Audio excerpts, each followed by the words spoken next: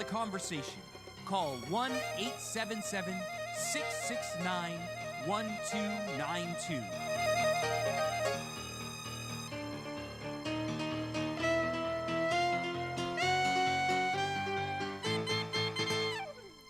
And I'm Howie Silbiger. Welcome to the program, The Howie Silbiger Show, right here on the True Talk Radio Network. I am so happy to be here with you. I invite you to call in. I invite you to join in on the conversation. The number to dial, number to call, if you want to talk to me, number to call is 1-877-669-1292. That's 1-877-669-1292. Well, the world's gone a little crazy. The world has gone completely insane, if you ask me. And I think it's something we have to talk about. I think it's something we have to look at, we have to talk about, we have to decide if the craziness that we're seeing around the world today, particularly in the United States, is justified craziness, or if this is just something out of the ordinary. So this is something we got to discuss. I know there are varying opinions. A lot of people have different opinions on this, and I respect your opinions. Now I'm the kind of guy who can respect other people's opinions, and you don't have to agree with me, and I can respect the fact that we don't agree. I'm that kind of guy. There's a lot of other people who can't fathom the fact that there are people who disagree with them, and therefore try to belittle you or try to destroy you, as they say today. I'm going to destroy you because of your argument. I'm going to destroy you because you're a racist. I'm going to destroy you. That's what they tell me today. So you could try to destroy me. I'm not afraid of being destroyed. You could argue with me. We could have a conversation. Any way you want this to go, this could go any way you want, and that's fine with me. I'm very happy to accommodate you in whichever format that you want to engage. So if you want to send me a Facebook message, or a Twitter message, or a Facebook, Twitter, or a YouTube message, you could do that because it's streaming live on YouTube, Facebook, and Twitter.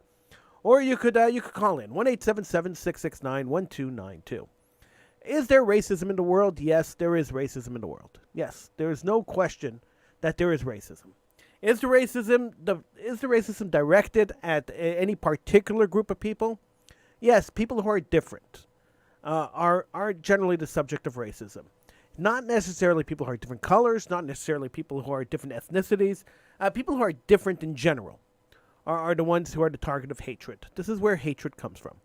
Hatred comes from the fear of the unknown. Hatred comes from people who want to subjugate other people because they're different than they are.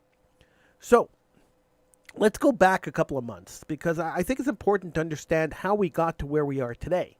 So let's rewind a few months, maybe even a couple of years, and look back at this whole argument when it came to gender.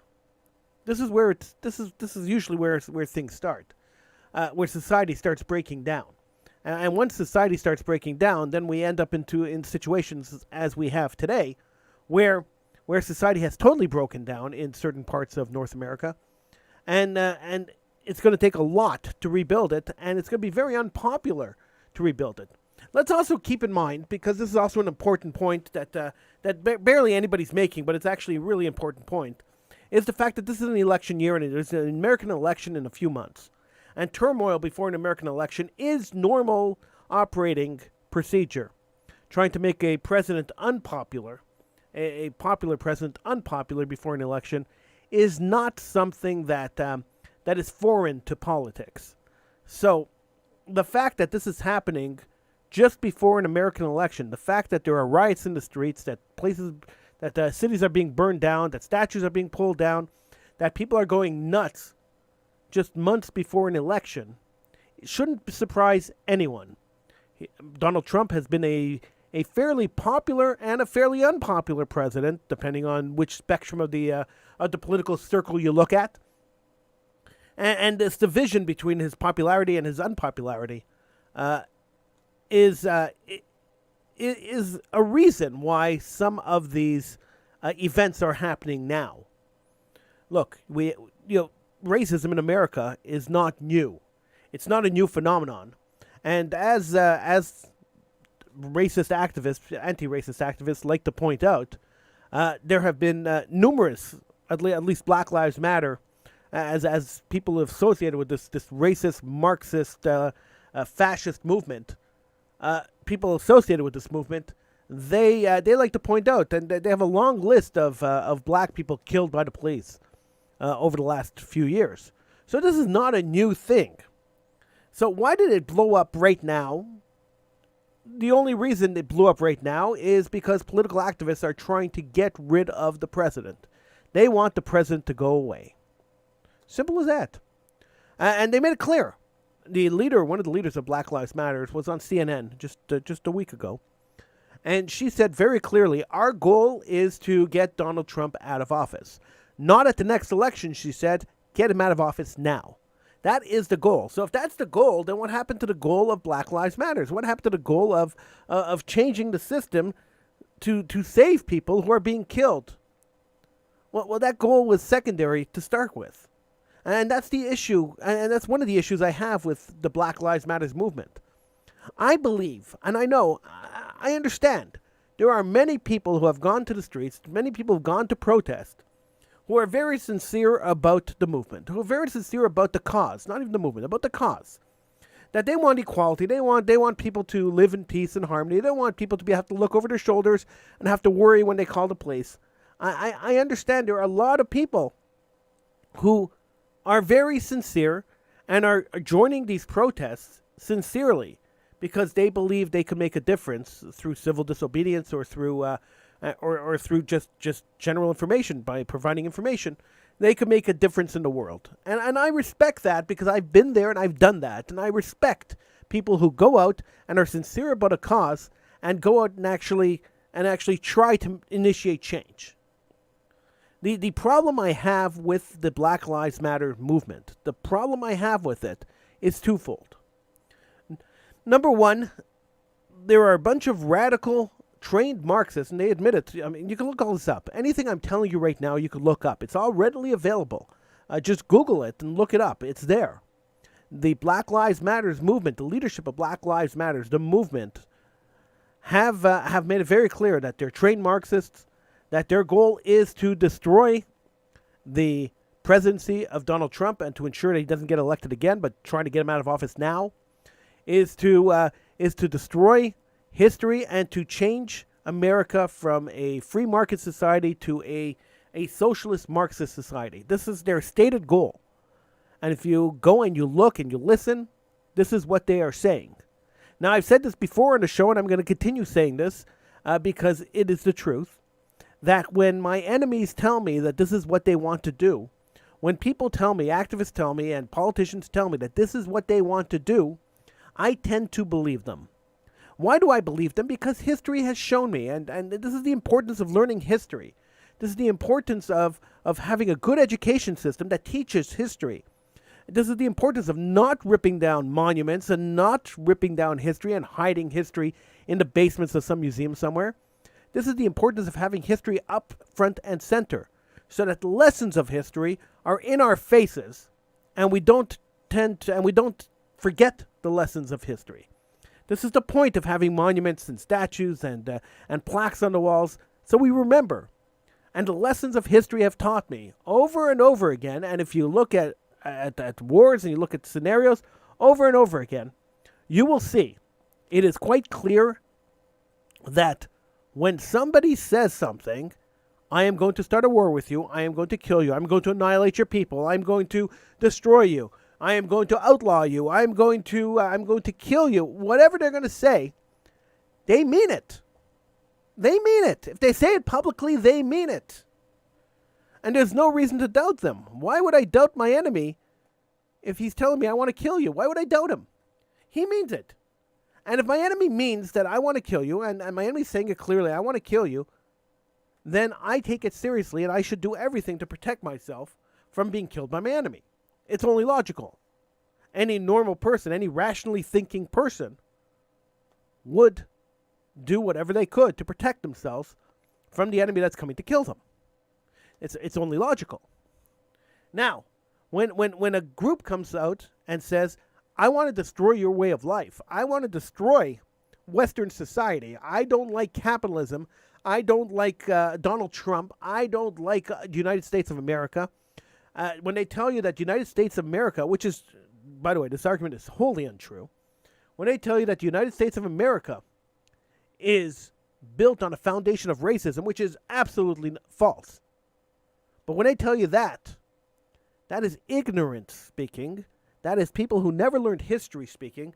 And that is something that should be fought from every corner of the world. Everybody should be fighting every corner of the world when I'm talking about America. Every corner of America. Everybody should be fighting against false narratives. American history is not perfect. No history of any country is perfect. Nobody is perfect. There is not one person in the world who's ever lived who is perfect. But to focus on the negative and get rid of the positive. And the thing that really pushed me over the edge in this whole thing was when they started calling Abraham Lincoln a racist and then started insisting on pulling down the Emancipation statue. I stopped for a second. They said, okay, we're going to pull down the Emancipation statue. It's a racist statue. And I stopped for a second. And I thought about it. And I tend to think a lot. This is what I do. And I stopped and I started thinking. Here are a bunch of people who might have a legitimate complaint about racism in society. They might have a legitimate complaint that there are certain police officers who are racist and they should be weeded out of whatever police departments they're part of and should be held accountable for their racism. There is a certain miscarriage of justice, a certain miscarriage of justice when it comes to the justice system. There is a certain misuse of power when it comes to the police and to prison guards. I spoke to a former prisoner just last week. A former prisoner called into my Israel show to Political Hitman. And I had him on for a half hour and we spoke about prison abuse. It was a fascinating conversation. And if you look back on the profiles and you look back and go to Israel News Talk Radio, you can hear an archive of that show. It was a fascinating show. So this stuff might exist. It might exist to a certain extent. It might not exist to the extent that it's being made out to exist because political activists, and take it from a former political activist and a current political activist, tend to exaggerate things in order to make the point. So it might exist in a certain semblance of existence in the world, and it must be dealt with. But when they went to the Emancipation statue, a statue that was put up by former slaves in the time of Abraham Lincoln, who were celebrating the fact that Abraham Lincoln signed the Emancipation Proclamation, freeing the slaves from slavery, freeing black slaves from slavery in the United States. And this was a statue that they were calling racist and saying had to be pulled down and destroyed. The statue was paid for by black former slaves. It was put up, it was erected by black former slaves. The speeches given at the dedication of this statue were done by black former slaves. And this was a racist statue that had to be pulled down. And I thought about it, and I was trying to find the logic, because I understand the logic of people wanting to pull down, let's say, Confederate generals. Okay, fine. The Confederate generals were all traitors to the Americas, and the Confederacy was a treacherous act. It caused a civil war. It caused the death and the fighting between Americans, and almost the destruction of the American state. So I understand that pulling down statues commemorating Confederate generals makes sense to me. I mean, a country should not be celebrating their usurpers. It would be just like Britain putting up a statue honoring George Washington. I mean, that would be kind of stupid, and that shouldn't happen. So that didn't bother me. So when they were pulling down Confederate statues, I was fine with that. Get rid of the Confederate flag, no problem. I have no issue with that at all. But when the ignorance of the protesters comes to a head, and when you realize how stupid that some of these people are, when they want to pull down a statue that is commemorating the emancipation, commemorating the freedom of slaves. That's when I say, hold on. That's when I say, hold on a second. Judaism is built on remembering events in our history. We understand what the importance of remembrance. This is what the entire religion is based on, remembering. Pulling down that statue will erase a moment in history that should be remembered. It was a good moment in history. It was a moment where America finally released the shackles of an enslaved population. They were enslaving a population. They released the shackles of that enslaved population and allowed that enslaved population to be equals. I'm beside my I'm almost out of words when I think about people wanting to pull that statue down. Other statues, I understand, whatever. I don't care. That statue, celebrating the freedom of the black people, seems quite odd. But that's not the only thing that's odd. The Black Lives Matter is a fascist movement. Now, the people who are on the streets, not all of them are fascists. There's a few of them that are, but not all of them are fascists. Not all of them want to destroy society. But the ones that actually want to go out and destroy society, they are making the most amount of noise. Today, just today, a group of Black Lives Matter people walked into a Target store in Washington, D.C., and started screaming at them that they were going to destroy the business because the business cooperates with the police. Okay, let's try to be as clear as possible. I've said this 100 times. I'm going to say it again, because I like to be as clear as possible. I don't like to be misquoted. I don't like when people say I said things that I didn't say, or think I said things that I didn't say. So let's be as clear as possible. Police are important. Is there problems in the police force? Yes, there's problems in every element of society. The police force is one of those elements of society that there might be a problem. Is it systemic? I don't think it's systemic. I've gone over this. I think there are bad apples in the police force, but a couple of bad apples or a few bad apples cannot define the entire police force of every jurisdiction across the United States. That's ridiculous. So is there a problem with the police? In certain cases, yes, there's a problem with the police. In other cases, no, there's no problem.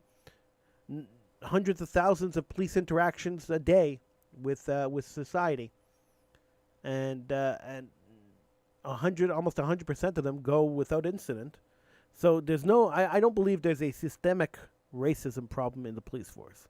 I don't buy that argument at all. The statistics don't show it.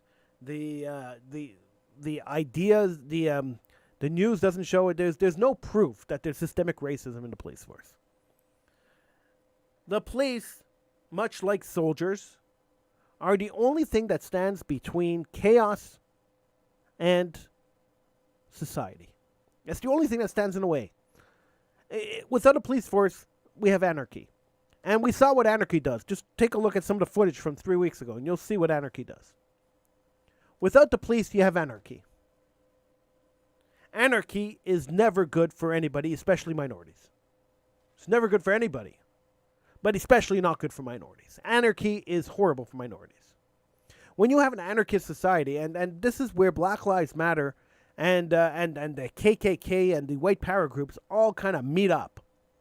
They're all working towards the same goal, anarchy. So that's why you have Antifa, which is pretty much a white power group, cooperating with Black Lives Matter, because their end goal is the same. The enemy of my enemy is my friend. The end goal is the same, anarchy. Getting rid of structure, getting rid of governmental structures, getting rid of police structures, and total anarchy. You know what happens when you have anarchy? For the white power people of Antifa, what happens when you have anarchy is that you could go and you could start a race war and kill the other races. You know what else happens with anarchy? With anarchy, you have you have drug lords and warlords that rise up into power, and dictatorships come out of anarchies. And then the entire society crumbles. And whoever the dictator doesn't like, the dictator kills. Look what happened with the Bolsheviks in 1912. And we have to go back into history because we learn from history. History is learning. And if you don't learn from history, then you're bound to repeat it. George Santayana, a Spanish philosopher, said this. He said very clearly, and he was 100% right when he said it. Those who forget history are bound to repeat it. So we have to go back and look at history and see what happened in situations that are similar to the situation we're living in. There is no situation that's exactly the same because history evolves and people evolve and situations evolve. But there are situations that have happened. There are things that have happened in history that are similar to what we're going through. And if they're similar, then let's talk about them. Let's take a look at them. Let's understand that this is not the first time the world is facing a fascist movement that's trying to take over a country. This is not the first time that the world is seeing a demand to defund the police. It's not the first time that political correctness has taken over and tried to destroy society. This is not the first time this has all happened. This has all happened before. Numerous times before. So it is important to take a look at times when this happened and understand how society evolved after the anarchists won. So let's take a look at the Bolsheviks in the early 1900s. When they killed the Tsar was a horrible dictator in Russia. They killed the Tsar. They shot him in his cave. He went to hide. They shot him. The day he was dead, the Bolsheviks took over. What happened? Well, essentially, there was rampant unemployment. The industrial revolution that was starting to happen in Russia stopped immediately. The Bolsheviks were trying to create a Marxist society, a communist society. And the problem with communism is that it looks great on paper. Communism is a wonderful, wonderful, wonderful philosophy, political philosophy on paper. It's not such a great economic philosophy on the ground. The reason that communism doesn't work anywhere, and there's only one reason it doesn't work anywhere. The reason communism doesn't work anywhere is because of human nature. You see, human nature is the betterment of self, right? You have to be able to. Human nature, your body and your psyche, forces you to try to do the best for yourself, to protect yourself, to advance yourself, to seek power, to try to be as influential as possible. This is human nature, and communism gives a council of people. It's supposed to be a council. Never really was. It was always just one person. But it's supposed to give a council of people the control over all the wealth of the entire nation. And those people are supposed to take all this money and redistribute it amongst everyone equally. That is the idea of communism. So everybody works. Everybody throws all their money into the pot. The pot gets redistributed to everybody equally. That is communism. And of course, a little bit of money comes off to pay for some social health care and education, and perhaps food or something else, whatever other services the government is offering. The money comes off the top before it's redistributed to pay for that stuff, and that's where socialism comes from. It's like communism, but that is the idea of communism: is that everybody works equally and everybody receives equally, and there's no bosses and there's no workers. Everybody's on an equal level. And everybody contributes to the pot, and the pot is redistributed equally amongst everybody else. Sounds like a wonderful utopian society. It doesn't really work that way. The people on top are generally greedy people. They are people who enjoy the power. They have the power. They enjoy the power. And they want the power. And when that money comes in, they don't send it back out. That money stays with them. And that's what happened in Soviet Russia. That the top-heavy government was stealing the money from the people. So the money was never redistributed. That's what happened in Cuba. That's what happens in Venezuela. That's what's happening in Venezuela. So that's why communism hasn't worked in any country that's ever tried it. Because while the idea is utopian and a great idea, a wonderful philosophy, if you ever read the Communist Manifesto, what a wonderful book. In theory, it's a great political philosophy.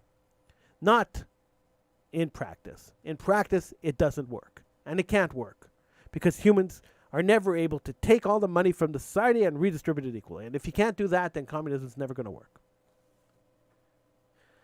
So, when you have a group like Black Lives Matters, and I'm not talking about the protesters because they're probably all sincere. Majority of them are sincere. I'm talking about the actual group, Black Lives Matters, the group that organized all these protests. And they say that they are trained Marxist warriors. They say that they want to destroy society the way we see it. They want to defund and abolish the police department. They use this word defund. It sounds much better than abolish. But all the posters and all their leaders have called for the abolishment of police. So they want to abolish the police department. They want to abolish the Senate and the Congress. And they want to install in America a Marxist-Leninist society. Plus, they want to rip down all the statues and change the way everyone speaks, and change public society to match their current moral values. That's really what's going on, and it's a rebellion planned to happen, just months before a political election, where the Marxist-Leninists and the whole left wing want to usurp the government and get rid of the president. So all this fits together. This all works hand in hand. Don't think that anything happens in the United States during an election year that's not pre-planned to affect the election. This is all pre-planned. It's not a conspiracy theory. If you go and you watch and people say, Howie, you're now peddling conspiracy theories. It's not a conspiracy theory. Go and watch interviews with the leadership of Black Lives Matter. Just go and watch the interviews. Listen to what they're saying and believe every word of it. Because what they're saying is true. This is what they want to do. 1-877-669-1292. That's 1-877-669-1292. If you want to talk to me, feel free to call in. I'd love to talk to you. 1-877-669-1292. I'm Howie Silbiger. This is the Howie Silbiger Show. We're heard live right here on the True Talk Radio Network. Normally I'm joined by Sheldon Eric Freed. He is off this week, but he'll be back next week. But I invite you to call in. I invite you to have a conversation with me at 1-877-669-1292. So, now we understand that the socialist Marxists want to overthrow the government. They want to take over and usurp the government. They want to abolish the Senate. They want to abolish the Congress. This has all been talked about in the interviews with Black Lives Matter. This is their goal.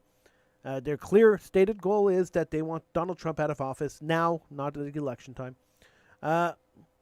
So they want to usurp the government. They want to erase American history. They want to deem everybody a racist aside from them. And they want to defund the police and get rid of the police departments so that we can have anarchy and chaos. This is what they're. This is the goal of these protests, and they're doing it all in the election year to try to convince the American population not to re-elect Donald Trump. Mark my words, and mark it down. Take a piece of paper and mark my words that the day after the American election, all this will disappear. You're not going to see any more protests. There are going to be no more riots. This will happen right up to the election, and then the day after the election, this will all stop because it's all political ploy. It really is. Now, if the political ploy, I don't mind political ploys if they actually initiate change that is beneficial to society. So if the change that's being initiated now is going to make society a better place, and these people going out there and protesting and causing chaos and burning down American cities are actually going to initiate some kind of a change that's going to make the world a better place, that's going to make living in American society or living in North America a much better experience, then then it was all worth something. If the only result of these riots and these protests and the burning down of American cities is that Donald Trump is not reelected, then this kind of political ploy is a really dangerous thing to do. Then you are destroying society for a political motive, and that's not really a smart tactic. Because to rebuild what's being destroyed now is going to take generations. So probably not a smart tactic, and removing the police force is really, really, really not smart. 1-877-669-1292. So, I've been enjoying, by the way, watching Hollywood cannibalize itself. This has been fun for me. I've said from the beginning, and from the beginning, you can go back into the archives of my show, and you'll hear me say this over and over and over again over the last 25 years. I don't believe that celebrities should get involved in politics. And I know they always do, but I don't believe that celebrities should be involved in politics at all. I think celebrities' jobs, they're paid clowns, and this is what they should be doing. They should be entertaining us. They should not be involved in politics. I don't care what a celebrity thinks politically. It's irrelevant to me, and it should not influence me or anybody else what a celebrity thinks politically. I don't understand why they would have influence over political thought anywhere, but they do. If you read Ben Shapiro's Hollywood Propaganda, the book called Hollywood Propaganda, he outlines very clearly how Hollywood has created a culture on television and in movies to push a political agenda. It's extremely clear. He interviews a lot of good people, and it's extremely clear on how Hollywood has done that over the years. And we all know that mass media influences a lot of people. This is something that happens, and we know it happens. There's no secret that mass media, that people see things on television, that people hear things on the radio, and they tend to believe them. If you see something and you believe it, and that media manipulates images and radio manipulates sound in order to sell a narrative, not necessarily to tell you the story. And I can tell you that firsthand. That's 100% true. As a journalist, growing up and working as a journalist, I've experienced situations where you try to cover a story straight, and then the editor or the publisher of the paper or the radio station or whatever you're working for at the time forces you to change the story to meet some kind of an editorial point of view. This happens. And this happens a lot, and this happens in every media. And I don't care if it's CNN, Fox, MSNBC, anything you're watching, New York Times, this happens in all media. That the publisher and the owner, those who have the money, are shaping the narrative. So you may not get the story that you are looking for. You may not get the story that you want to hear. You may not get the full picture if you believe one media, if you just watch one media source. And it's apparent to me, and I'll be totally honest, it's always been apparent to me when people try to argue with me online, and this happens almost every day, where I will make a political opinion, or people will come to argue with me, and then they will throw an argument at me, and I will look at the argument, and I will know, just from looking at their argument, that they only watch one news source, and that the information that they have is only from one news source, and they never bother to look up other news sources. I've had people tell me, I'll never look at Fox News. But you know why I watch Fox News? I watch CNN, I watch Fox News, I watch MSNBC. You know why I watch all three networks? Because Fox News will give me one perspective on a story. CNN will give me usually the polar opposite perspective on the story. MSNBC is usually radically different than both of the other ones. By watching the three perspectives and the three different interpretations of the same story, that allows me to understand all sides of the story. And once I understand all sides of the story, then I could make an educated decision on where I stand in regards to whatever issue they're talking about. If I only watched one network and only got one element of the story and didn't get all the other elements of the story, I would be talking out of context. And a lot of times people argue with me, and while they are sincere in their arguments, and I love the fact that they put themselves out and they try to argue with me, while they're sincere in their arguments, they are not well rounded in the discussion. They're not knowledgeable of all the points of view of the discussion, of all the information available. And if you're not knowledgeable of all the information available, and then it's really hard to argue. It's hard to argue your point. So I watch three different networks every night. I watch an hour or 2 hours of each of the networks. And I do that to have a well-rounded perspective. Because it's easy to just watch one network, something you agree with, maybe ideologically. You kind of lean that way, so you watch the network and you say, that is exactly the way I think. Oh, that's great. When you watch another network and they challenge your position, it makes you think about your position. So people who tell me that I would never watch Fox News, a lot of people tell me that. I will never watch Fox News. They're alt-right, I was told. Well, so what? So what? What, is listening to their opinion and listening to their point of view going to hurt you in some way. It's only going to help you. It's only going to enhance your knowledge. I taught debate for many, many years, and the first thing I taught my debate kids was that if you are going to debate somebody, get out there and learn their side.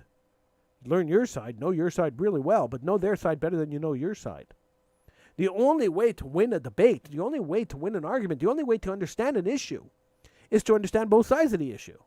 If you don't understand both sides, you can never understand the issue.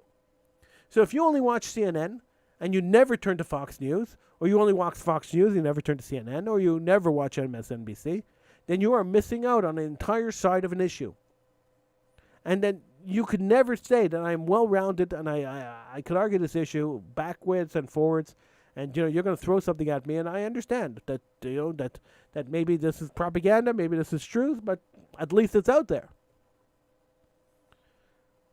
And that's the problem today, is that people have polarized themselves to a point where they won't look at both sides of an issue, and they won't educate themselves on whatever they're talking about. And that leads you to the situation where you have protesters, mostly white protesters, screaming that they're going to rip down a statue celebrating the emancipation of black people.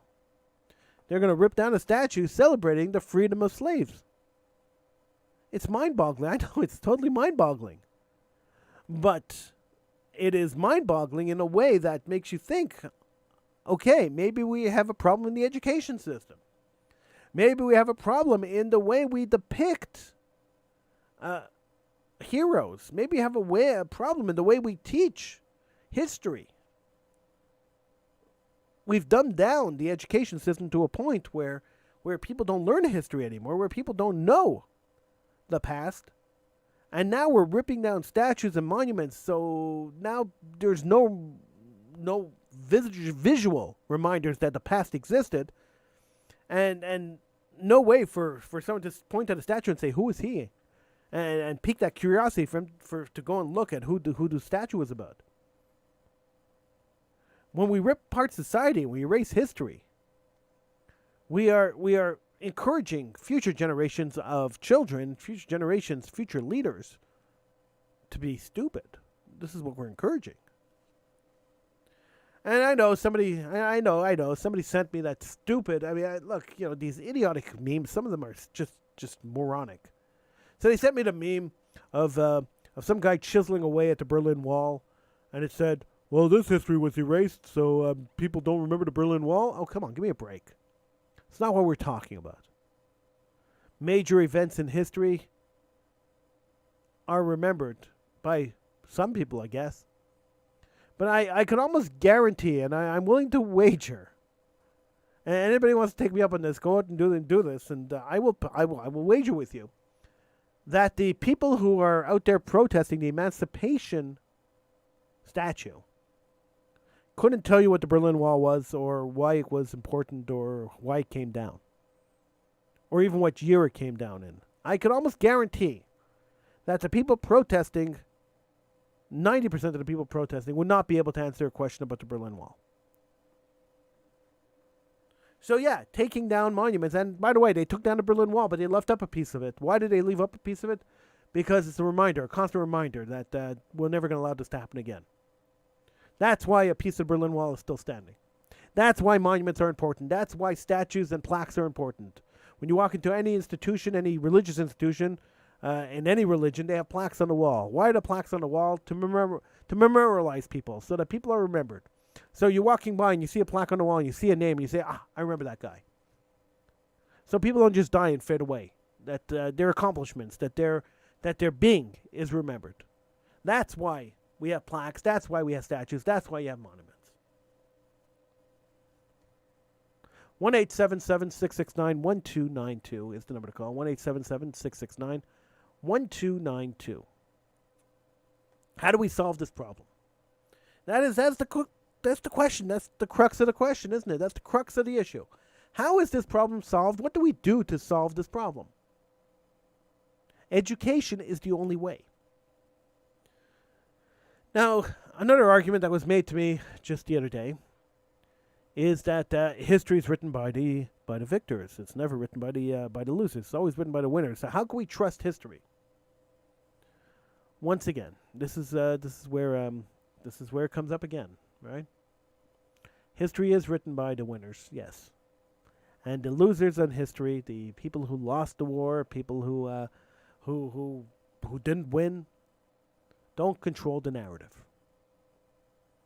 But when we study history, we understand that this narrative is a one-sided narrative written by the victors. His story. That's why it's called his story. And so by understanding that, we understand that there's a totally different side and totally different point of view. Now, in the majority of cases, not in all cases, but in the majority of cases, when the losers lose, if they're not totally wiped out by the winners, which happens a lot in history, they generally leave a record of their side of the story. So in many of the cases of history, many of the wars in history, we have there is a record of the winners, the official historical record, and then the losers have a book that they wrote too that tells their side of the story. And piecing the two sides together generally gives you an idea of what actually happened in that time frame. And so history is not lost in time most of the time. But you have to make the effort to learn it. You have to make the effort to read the beginning of it and to read the end of it and to understand the middle of it. This is an effort. This is a conscious effort that you have to put into. And much like in order to be politically active, you really have to know both sides of the issue. You can't just know one side of the issue. Same thing with history. To be historically accurate, you have to know both sides of the issue. So I saw a video just before I came on. There was a video that was uploaded to YouTube of the protesters standing in front of the Emancipation Proclamation statue that they're calling racist for some idiotic reason and want to rip down. And there's a woman who is part of a group of they call themselves the Order of Distinguished Black Women, and she was standing there and they're dressed up in these in fancy clothing. And a reporter went up to her and said to her, "Why are you here?" And she said, "I'm trying to understand why they're ripping down the statue, why they want to rip down the statue. The statue was paid for by black slaves. The statue was put up to commemorate the freedom of black people in the United States, the criminalization of slavery. So I don't understand why they want to rip it down," she said. Then she said, "You know, these protesters, and most of the protesters, by the way, are white." She says, "These protesters, these white protesters are interesting," she says, "because if you take a look at the statue," she says, "look a little closer at the statue. Sure, the black guy is on his knees, but he's looking up towards freedom. His shackles are broken." She says, "This is a statue that is celebrating the freedom of the black people.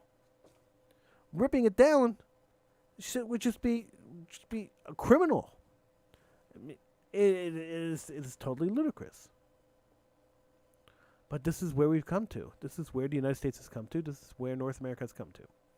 Now, is it safe for minorities in North America? It's not going to be safe for minorities in North America. I hate to burst the bubble, but North American minorities are in trouble.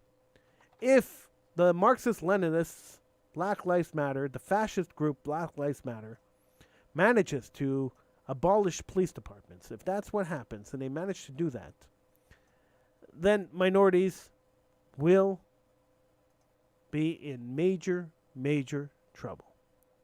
The only people that are going to suffer from the abolishment of the police department are minorities.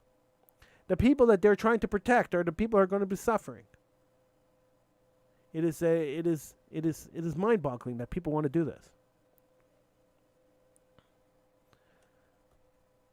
The Germans were highly educated people, and then, says one commentator on Facebook, yeah, they were highly educated. But you could see how groupthink takes over in major situations. You're seeing in the States now, it's a perfect example of how groupthink takes over. First, it starts with, and I went back to this. I'm not even conflating the issue. This is how it starts. First, they start by questioning, the people who want to initiate this change. There's a process to usurp society. There's a process to go through it. So the first thing you do is you choose something pretty much inconsequential. So the first thing they did was they started with gender identity. And they started that whole gender identity war. Is there males? Is there females? Does anybody really have a gender? There's 100,000 genders. There's 3 genders. There's 4 genders, 2 genders, 1 gender, 1,000,000 genders. They started that. And once that destabilized society to a point, then they continued. So then they continued. A unpopular president got elected into office, and they started with the bogus investigations of President Trump. So he was a Russian he was a Russian spy, and then he was colluding with the Russians. Then he was colluding with the Ukrainians. Then he was all the millions of scandals that Trump went through in the first 2 years of his presidency. So that destabilized American society again.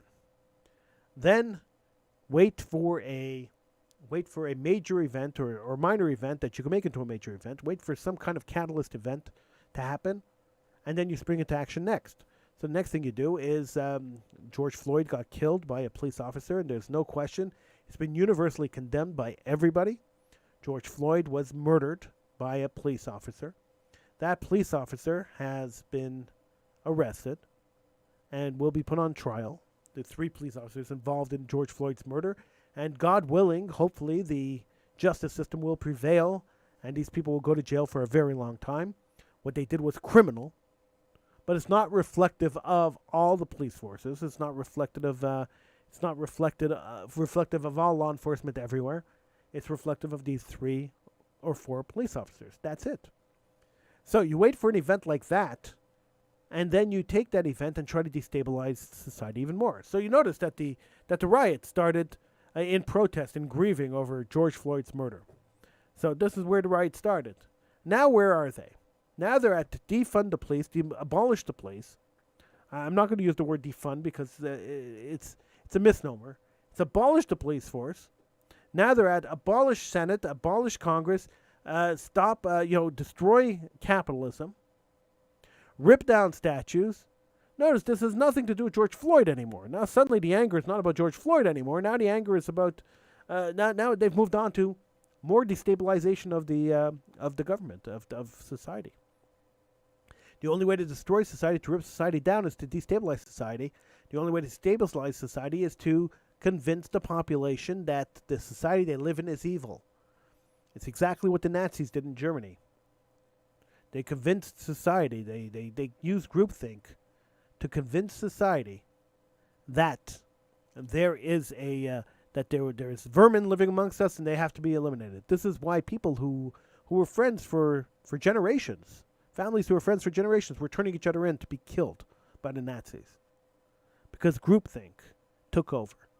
Rational thought went out the window, group thought came in, and this is what happens when group mentality runs a country. It's a scary situation. This is why we have to keep thinking rationally. We have to keep looking at the situation and keep understanding that the situation we're looking at isn't necessarily what's being fed to us by mass media, which is supposed to, which is designed to control the way the population thinks. That there's propaganda on both sides. There's propaganda on all sides. And with that propaganda and the fact that people who hear it on television believe it, that propaganda is what forms societal thought. It's what forms groupthink. So when CNN gets on, when pundits and talking heads on CNN get on for 2 years and call President Trump a Nazi, and then they edit a press conference he gave after a Nazi demonstration to make it look like he said that he was praising Nazis, which he wasn't. If you look at the raw footage and you look at the actual footage of that news conference, That is not what he said. But to now, 2 years, maybe 3 years later, now 2-3 years later, suddenly, the media is still repeating that lie. They're still repeating the lie. It's been exposed as a lie. The raw footage is out there. Anybody with a brain could watch it and understand that Donald Trump was not talking about Nazis when he said there were good people on both sides. You could listen to the question that was asked of him and the question he answered, and it wasn't the way CNN framed it. But at the end of the day, the media keeps repeating that he supports Nazis. And the population believes that he supports Nazis. Because that's what the media is saying. It's mind-boggling. It really is. All right, so another message off Facebook. But then you try to vilify Floyd by bringing up his past. Why is that vilification? If we are talking about a man who was murdered by the police, if we are talking about a man who was manhandled by the police, now he shouldn't have been murdered. Nobody's advocating being murdered. But if the man was manhandled by the police or treated roughly by the police, there might have been a reason for that. There might have been a reason for the man not being treated with kid gloves.